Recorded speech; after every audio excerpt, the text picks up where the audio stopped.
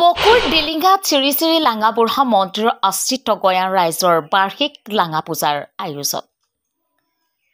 পৌৰাণিক আখ্যান মতে জনজাতীয় লোকসকলৰ পৰম উপাস্য দেৱতা প্ৰভু লাঙাবুঢ়া পূজাৰ বাৰ্ষিকভাগী বিগত বছৰবোৰৰ দৰে এই বৰ্ষও বকুৰ ডিলিংগাত আয়োজন কৰা হৈছে। ডিলিংগাৰ শ্ৰী শ্ৰী লাঙাবুঢ়া মন্দিৰৰ আশ্ৰিত গয়ান ৰাইজৰ উদ্যোগত আয়োজন কৰা হয় লাঙা পূজা।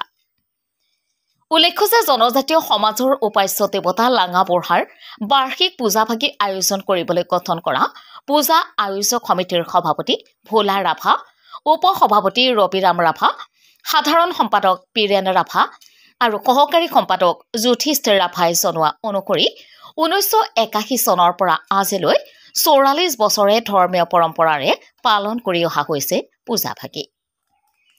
ইফালে লাঙাবুঢ়া পূজাৰ বাবে গঠিত অভ্যৰ্থনা সমিতিৰ সভাপতি জগত চন্দ্ৰ ৰাভা আৰু সম্পাদক জ্ঞান ৰাভাই জনোৱা অনুসৰি পূজাৰ বিধি অনুসৰি গোসাঁই স্থাপন, পূজা আৰম্ভ, নাম প্ৰসংগ, বিধি ব্যৱস্থাৰ আৰু বলি বিধানেৰে পূজাৰ পৰম্পৰা ৰক্ষা কৰা হয়।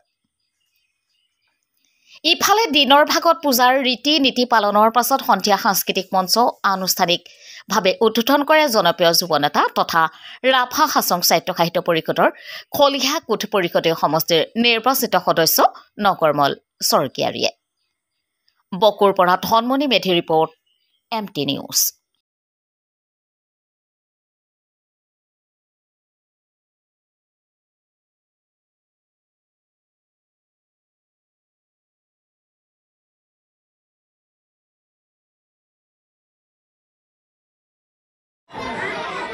সেৱা যাচিছোঁ, নিজৰ ভক্তি অঞ্জলি যাচিছোঁ। আজি এই পবিত্ৰ দিনটোত আমাৰ গয়া ৰাইজে যিহেতু পুনৰবাৰ পবিত্ৰ বেদীত স্থাপন কৰি দিনগতীয়াকৈ তেওঁৰ পূজাভাগী সেৱাভাগী আগবঢ়াইছে। গতিকে ময়ো একেলগে গয়া ৰাইজৰ লগতে এইখিনি মুহূৰ্তত মোৰ বক্তব্যৰ জৰিয়তে সেৱাক যাচিছোঁ আৰু আশীৰ্বাদ বিচাৰিছোঁ, প্ৰাৰ্থনা কৰিছোঁ যাতে প্ৰতিটো বছৰে যেনেকুৱা ধৰণে তেখেতে নেদেখা স্থানৰ পৰা থাকি গোটেই আশ্ৰিত গয়া ৰাইজৰ লগতে অঞ্চলবাসী ৰাইজক আশীৰ্বাদ কৰে ভালে কুশলে চলিবৰ কাৰণে। আৰু আহি থকা বছৰটো অৰ্থাৎ অহা পূজাৰ দিনাখনলৈকে আগদিনাখনলৈকে যাতে সুন্দৰকৈ আমাৰ গোটেই গাঁওখন থাকিব পাৰে তাৰ কাৰণে তেখেতে আশীৰ্বাদ কৰিব, সেই আশীৰ্বাদ মই বিচাৰিছোঁ। আমি সমূহ অসমবাসী আৰু আমাৰ ডিলিঙা 6খন গয়া ৰাইজ আমি সকলোকে আমাৰ লাঙামৰা মন্দিৰৰ তৰফৰ পৰা আমি নমস্কাৰ জনাইছোঁ আৰু লগতে তেওঁলোকৰ ভৱিষ্যত আমি উজ্জ্বল কামনা কৰিছোঁ। আমাৰ বিশেষ একো নাই, আমি যোৱাবেলিকে এইদৰে দৰে এইবেলিও 46তম আমি আমাৰ ডিলিঙা লাঙাবুঢ়া আশ্ৰিত গয়া ৰাইজৰ পূজাখন আমি মনোনীত কৰিছোঁ আৰু ইতিমধ্যে আমি 11টা কাৰ্যসূচীলৈ আমি 3 কাৰ্যসূচীৰে আমি কাৰ্যকাল উপনীত কৰি দিছোঁ।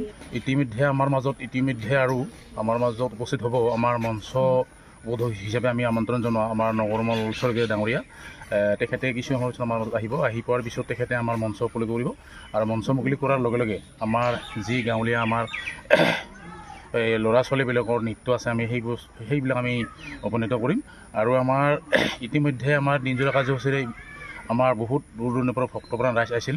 তেওঁলোকে আহি আমাৰ ইয়াতে খুব সেৱা অৰ্চনা লৈছে আৰু তেওঁলোকৰ ভৱিষ্যত আমি উজ্জ্বল কামনা কৰিছোঁ। আমাৰ বিশেষ একো ক'বলগীয়া নাই, যাতে আজি আমাৰ নিশাটো আমাৰ যিটো আমাৰ আমন্ত্ৰিত শ্ৰীকৃষ্ণ ঢুলীয়া নাট্য দল আছে, সেই ঢুলীয়া দল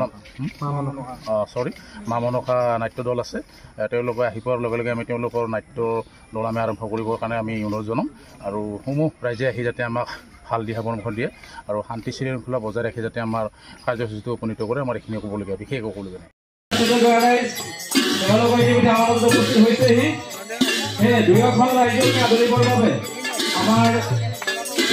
লাঙাবুঢ়া আশ্ৰিত গয়া ৰাইজৰ হ'ব আগবাতি ৰখা ৰাইজক আমি আহ্বান জনাইছোঁ।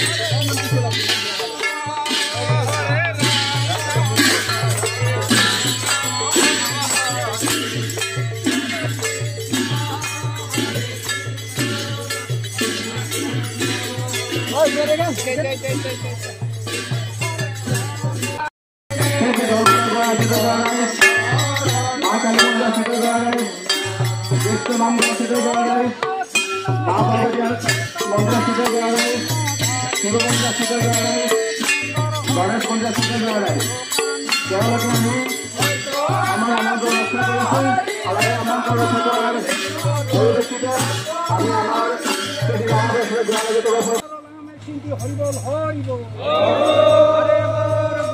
ভাগৱত চিন্তি হৰিবল হৰিবল